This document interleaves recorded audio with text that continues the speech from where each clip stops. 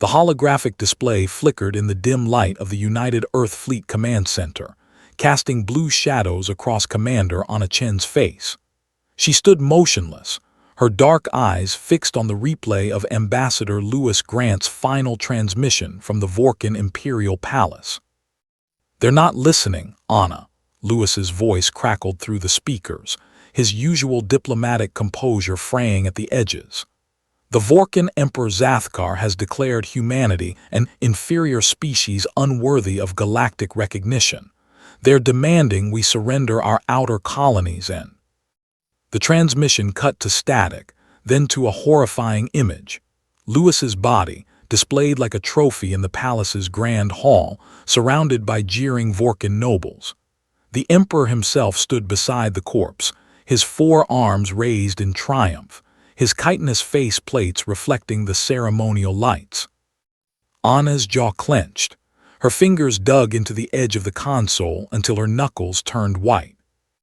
"Ma'am," Lieutenant Commander James Park spoke softly from behind her, "the Galactic Council has issued a statement.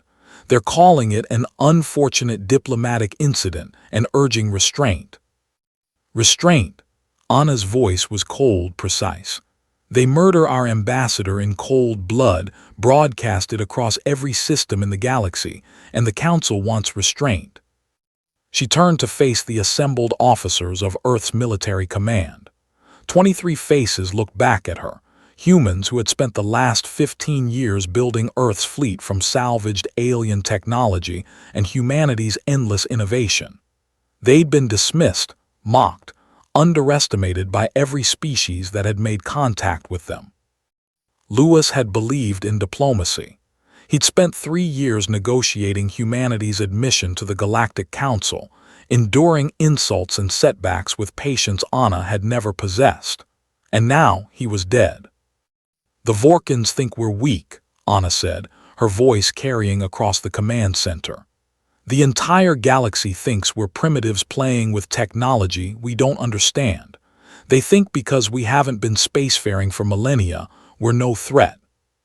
She pulled up a star map, highlighting the Vorkan Empire's territory, a sprawling network of 73 systems connected by ancient hyperspace lanes. "They've forgotten what makes humanity dangerous. We don't just adapt, we innovate, we improvise, we overcome." Anna zoomed the display to Earth's Sol system, where humanity's fleet orbited in defensive formations. Every species in the galaxy uses technology handed down from their ancestors. They improve it incrementally over centuries. But we had to build everything from scratch in less than 2 decades. Admiral Marcus Rodriguez, the grizzled commander of the Third Fleet, leaned forward. "What are you proposing, Commander?" Anna's smile was sharp as a blade. "The Vorkans want to show the galaxy what happens when you disrespect them. I say we show them what happens when you murder a human." 3 days later, the Vorkan border system of Keswick 7 detected an anomaly. A single human vessel dropped out of hyperspace at the system's edge, a destroyer-class ship, barely 200 meters long, laughably small compared to the kilometer-long Vorkan battlecruisers that patrolled their borders. "Unidentified human vessel," the Vorkan fleet commander broadcasted, his translator rendering his clicks and chirps into standard Galactic. "You have entered Imperial space without authorization. Power down your engines and prepare to be boarded." The human ship's response came in a female voice, calm and professional.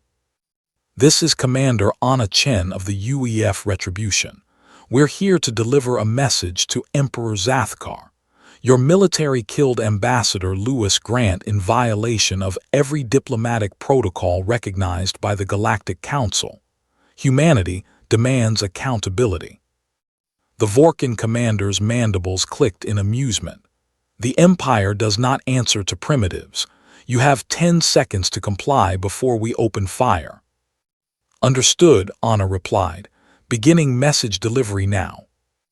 The Retribution's drives flared to life, but instead of retreating, it accelerated directly toward the Vorkan fleet, 3 battlecruisers, 5 destroyers, and a dozen corvettes. Suicide. The Vorkans opened fire, plasma bolts and particle beams converging on the tiny human ship.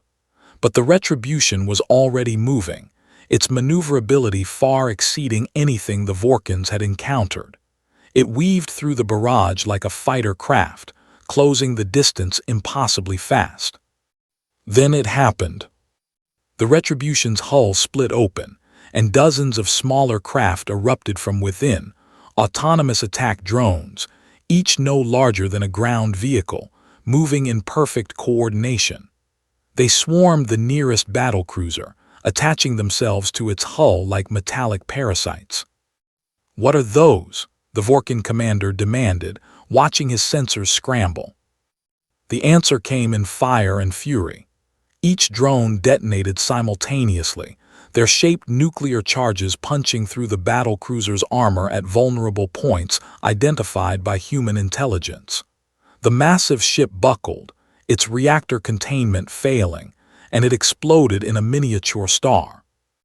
Before the Vorkins could respond, the Retribution was already targeting the next ship. More drones deployed, more targets fell. The human vessel danced through the debris field, its point defense systems intercepting any fire that came close.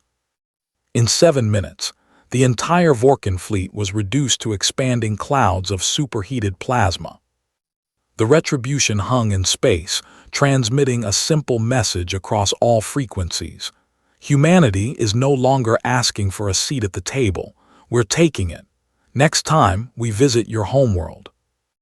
Then it vanished back into hyperspace, leaving only wreckage and shock behind. The galactic response was immediate and chaotic. The Vorkin Empire, outraged by the loss of an entire border fleet, mobilized its armadas.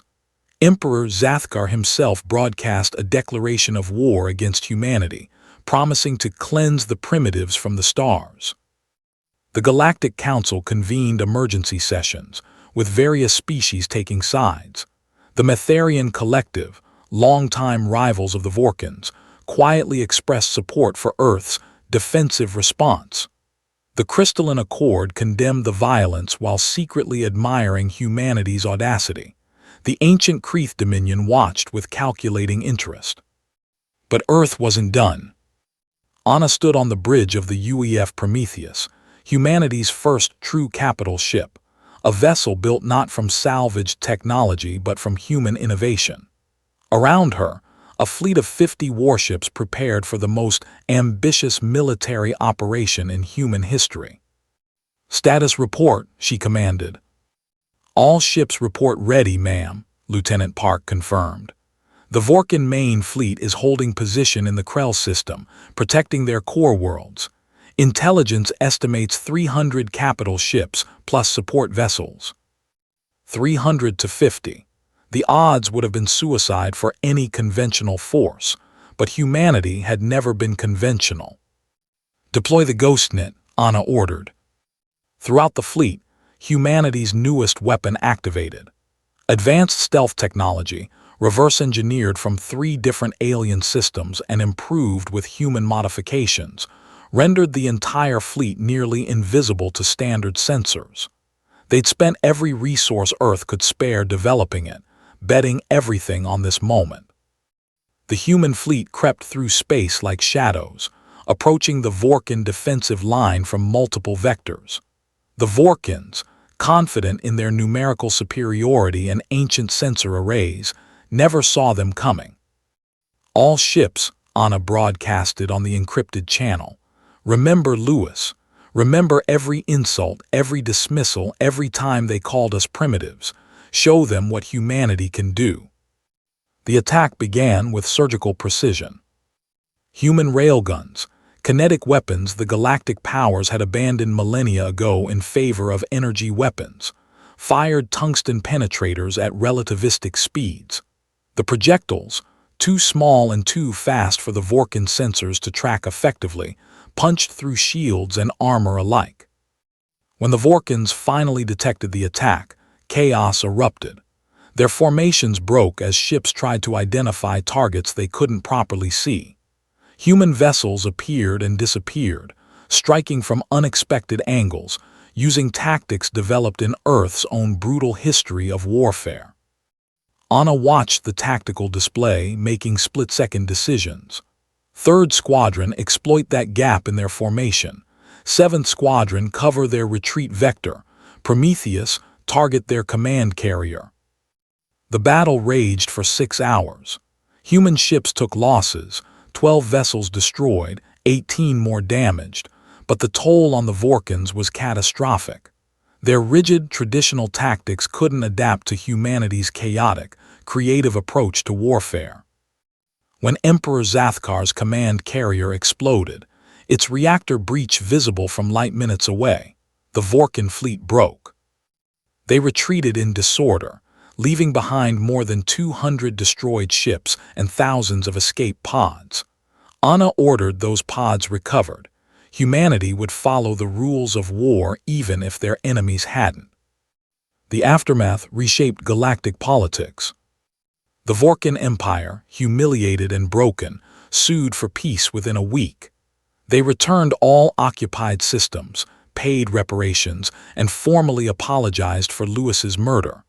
More importantly, they recognized humanity as an equal sovereign power. The Galactic Council, stunned by Earth's display of military capability, expedited humanity's full membership.